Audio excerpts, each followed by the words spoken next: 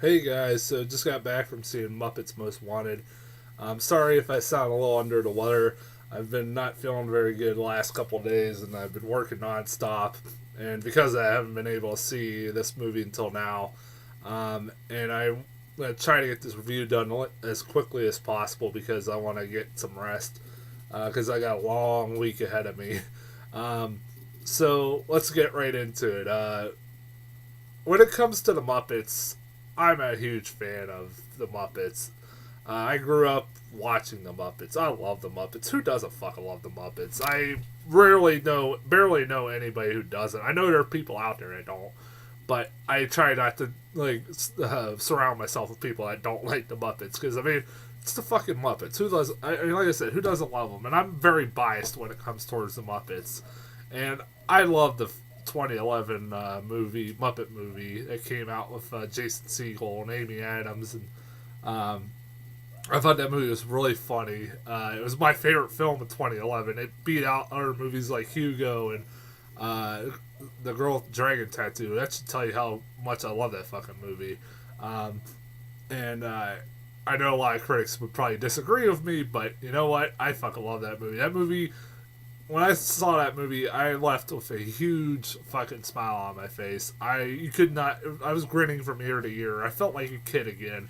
It made me feel like a kid again, and I really enjoyed that movie. Everything about that movie just was awesome. It was funny. Had really great songs, stuff like that. It was actually had two really great um, people actors and Amy Adams and Jason Segel who were in the lead, and they looked like they were having a blast doing this movie. That was great. So obviously with the 2011 Muppet movie, I was wanting another one. I was glad that they were going to give a whole resurgence to the Muppets, and I liked the fact that there would be more Muppets movies after this movie, or the 2011 movie. And so when I heard a sequel was being made, I was like, all right, I'm down for it. And I've talked about the trailers a couple times here and there in my reviews, and that I wasn't too impressed by the trailers, but I thought they were okay. I was like, oh boy, this might not be as good as. This definitely doesn't look as good as the first one, but I'm biased towards the Muppets, like I said, and I highly doubt. I knew going in, I highly doubted that I was gonna hate it because I just love the Muppets and everything they usually do. So, like I said, I went in with open. I went in with an open mind and thinking that maybe the movie would be better than the trailers. And you know what? The movie was pretty good. It was. It was all right. It was definitely not as good as the first one, definitely, or the 2011 one. I mean, but it had some pretty good moments, a lot of good moments here and there that kept it entertaining, and I to the point I recommend this movie to any Muppet fan who hasn't seen it yet. If you haven't, it's definitely a Muppet movie, and it feels like a Muppet movie, and it's has a lot of entertaining parts that kind of overshadow the parts that weren't as good. Um, this movie, obviously, one of the things I love about this movie was the Muppets. This movie is more of a showcase of the Muppets than I felt like the first one was because, the first one spent a lot of time with like Amy Adams and Jason Segel, which wasn't a bad thing at all because they were really good in that movie, and they, like I said, seemed like they were having a blast. They seemed like they were being kids again. They felt like they were kids again. They just like Jason Segel looked like he had the most permanent smile you'd ever see on a guy's face. I love Jason Segel, but they were entertaining characters, and this one I think is more a Muppet movie than the first one was, and it is funny how you could have an emotional connection and actually care for sock puppets. I mean, it's like Toy Story. The fact that in Toy Story they made you care about inanimate objects, and this one they're making you care about sock puppets, and that's pretty funny. I mean, obviously everybody has a favorite, and everybody's really fun in this movie. Kermit has some great moments. I particularly like the moments between him and Miss Piggy, which I'll talk a little bit more about. Um, and my personal favorite Muppet, and it always has been, is Animal. I fucking love Animal, and if there was one complaint I would say about this movie was that there was not enough Animal. Like in the first one, they gave Animal a really cool story arc. Honestly, a funny story arc that really entertained me every time it popped up on screen, where he was in anger management, trying to control his anger, and every time somebody said drums, he would freak the fuck out. And they were giving him like a little triangle bell or whatever to try to calm him down, not have him go crazy like he usually does. And that was entertaining. It was always very entertaining every time his storyline was popping up in the first one. In this one, he's in the movie, but he's not as much in the movie. He does have a big integral part in the fact that this is one of the things I love about this movie is that Animal is the only one out of the whole Muppet group that figures out that Constantine Constantine has replaced Kermit, and that isn't really Kermit that they're seeing in front of them. He's the only one who's figured it out, and even Kermit points out at the end, like, really, Animal's the only one in the whole group, that figured this, that Constantine wasn't me, which is kind of funny. I did like that a lot. I like that they made Animal the smartest one of the whole group. I'm in a boat where I would say I want an animal movie, just a movie about animal. I'm sure there's a family of animals out there. I want to see that. I hope maybe they do that one time because he is an awesome character. And every time he popped up in this movie and said something, I always laugh. The people actors are good in this movie too. I liked.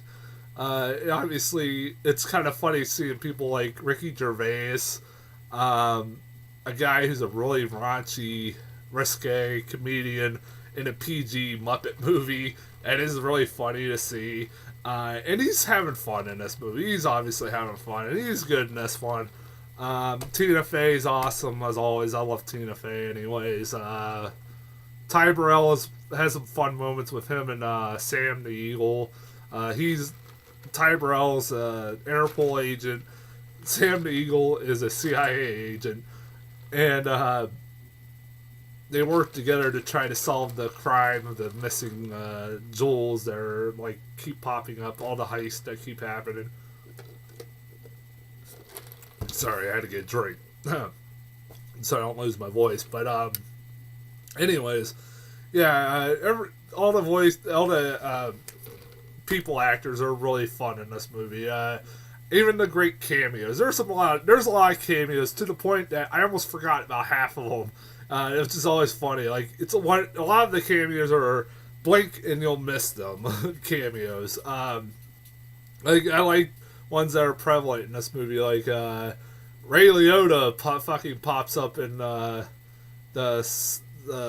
Russian prison that Kermit's at. He has a part. He's always in the background. You're like, fuck yeah, Ray Liotta's in the Muppet movie. That is awesome.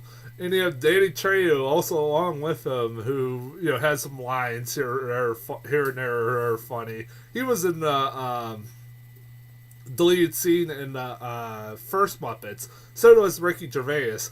Ricky Gervais is playing himself in the deleted scene, but Danny Trejo, if you've seen the trailer for the first Muppets, he was in that scene where the Muppets are in jail, and it's a deleted scene that never got put in the final film, where Muppets are in jail, and their cellmate is Danny Trejo, and he's like, I'm a Muppet too, man. When the Muppets get released from prison, that's pretty funny. And Danny Trejo's in this, and it is pretty funny. Who else? I don't want to spoil all the cameos. Christoph Waltz plays Christoph Waltz is a guest as their guest host for when they have a show in Berlin, and he does the waltz, which because his name is Christoph Waltz, obviously. you have Salma Hayek guest stars when they're in Madrid, um, which was kind of funny. Who the fuck? I don't want to spoil all of them. They're the ones that, like I said, Ray Liotta, fucking Hornswoggle. If you don't know who Hornswoggle is, he's this midget WWE wrestler. And he's always a fucking annoying guy. And he's in the scenes where he's during the Russian prison, which was really weird. Even have one cameo that made me kind of groan a little bit was during the wedding at the end of the movie.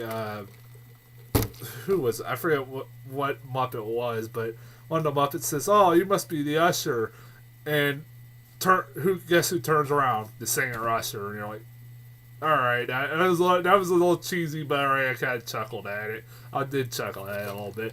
I mean, that's one of the things I love about these movies is that there are a lot of one-liners, and the humor is prevalent. The humor that you grow to expect from the Muppets is prevalent in this movie.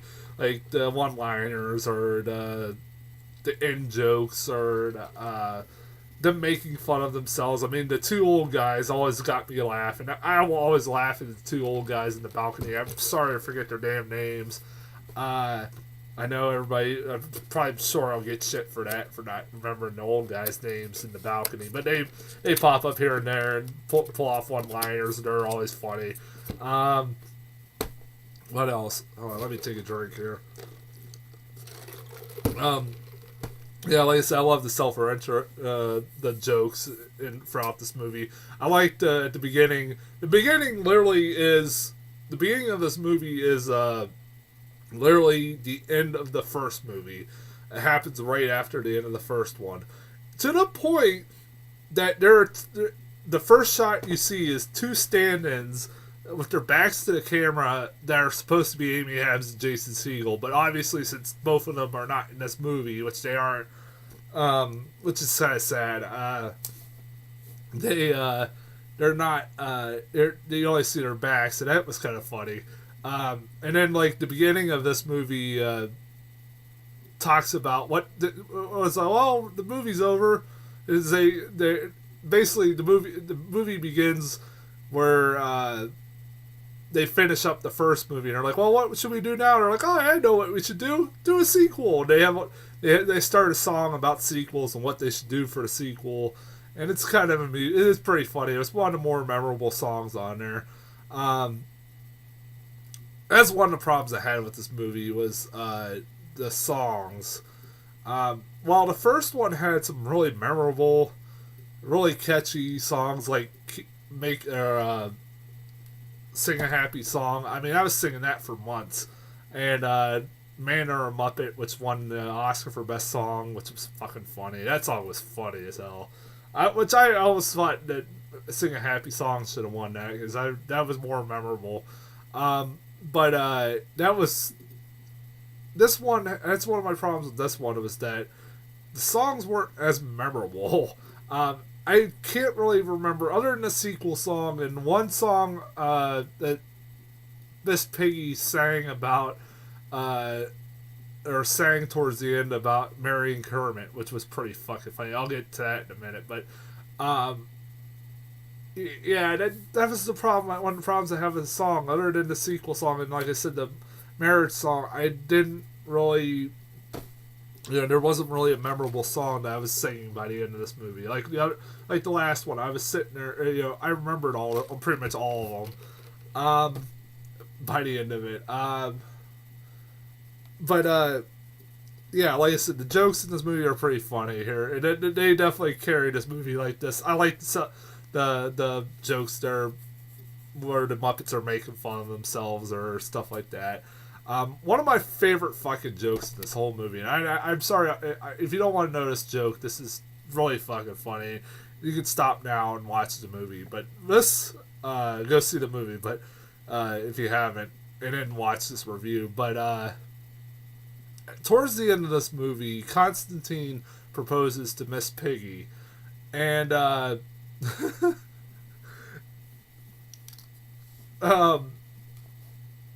what happens? So the end of the movie takes place in the Tower of London, where Constantine's going to marry Miss Piggy, but also rob the crown jewels of the Tower of London. And when right before the wedding happens, Miss Piggy has a song, like I said, about marrying Kermit, and she singing the song, and she talks about how she wants to have kids with Kermit, and they show like a flash forward to like when they're older and they have kids, they're standing in front of a bassinet, and I remember as that scene was happening, I'm like, please, oh please, oh please, oh please. I want to see what their kids look like, because I think that's what everybody's always wondered. What would Miss Piggy and Kermit the Frog's kids look like? And they do. And what they show is, I'm not joking here, a pink frog and a green pig. That made me fucking laugh really loud in the theater. I was I about pissed my pants laughing. That was funny. Just that one image of a pink frog and a green pig. That made my day. That was like, all right, sold. This movie was awesome. I mean, in the other movie they talked, I think Miss Piggy was talking about having tadpoles with Kermit the Frog, if I remember, and that made me laugh. And this one, you actually get to see what their kids look like. That was funny. That joke, that was probably my favorite joke in the whole movie. Also, if I could complain about something else, it is the actors, the main actors in this movie, the people actors. While Amy Adams and Jason Segel were great and had a lot of fun, and don't get me wrong, the main actors in this are fine, are really good in this movie too. They weren't as memorable as Amy Adams and Jason Segel. Jason Segel and Amy Adams, like I said, were just having a blast, and a lot of these actors like Tina Fey seem like they're having a blast. So is Ricky Gervais and stuff like that. But I mean, they're not. I felt like they weren't as good as Amy Adams and Jason Segel, and that made me kind of wish Jason Segel and Amy Adams were in this movie. I don't know why they didn't do it. I know Amy Adams is doing a million things nowadays, but I don't understand why the hell Jason Segel didn't do it. I don't know, maybe he was doing How I Met Your Mother. Maybe he'll do the next one. Oh yeah, that's the other thing that kind of made me sad, because in the movie, they talk about like, oh well, you guys had that one, you guys had a hit with the first one, so but it never doesn't always last. You guys remember that it doesn't always last, or something like that. There's a line about that at the beginning, and sometimes the sequels don't do as good. There's a line about like how the sequels don't do as good as the first one, and if you don't know, this movie was a bomb at the box office basically, and that makes me worry, because that means we might not get many more Muppet movies, and that makes me sad. I want more Muppets movies. Even though this movie wasn't as good as the first one, I still want to see more Muppets movies.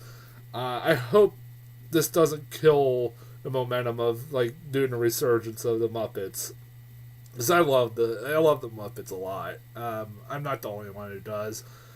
This movie it opened up in front of Divergent, which how the fuck this movie, was number 2 at the box office and Divergent made a shitload of money. It makes no sense to me. Divergent looked like shit. It looked like the Hunger Games ripoff. That was all it was, in my opinion.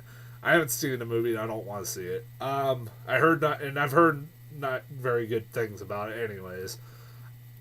So, yeah, I mean, I hope this doesn't kill the momentum of it. Even though this movie did not very well. And like, when I hear the joke like that at the beginning, I'm like, oh man, that might be true about the Muppets now. Because Disney now owns the Muppets, and I mean, Disney has bought every fucking thing nowadays. Between Marvel, Muppets, and Star Wars. I mean, they're going to be raking in the millions and millions of dollars for the next few years. Yeah, I recommend this movie. I do.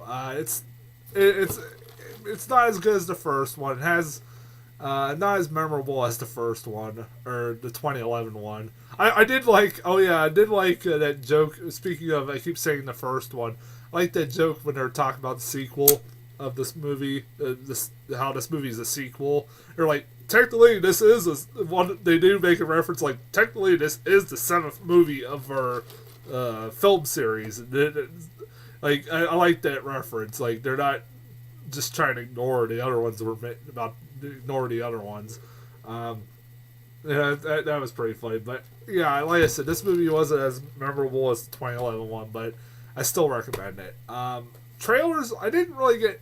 Only two new trailers did I get, which were Maleficent, the new Maleficent trailer, which looks good. It looks all right.